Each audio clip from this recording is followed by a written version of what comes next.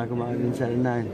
Thanks, Freddie. Freddie, a third fight. Does the fight plan change? The strategy change? It does change a little bit with the new trainer being involved, and take what Teddy likes and study him a little bit, his past fights, and then his Bradley's last fight, just to see what they've been working on a little bit and see what direction they're gonna go.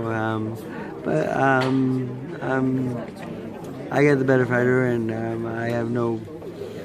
I'm not worried about it so much. Are you going to integrate anything new into the training camp, or same old stuff? We always put something new in there, because otherwise it just gets too boring and so forth. So I got some good sparring partners coming in, and Frankie Gomez is going to be one of the chief sparring partners, and that's not easy work.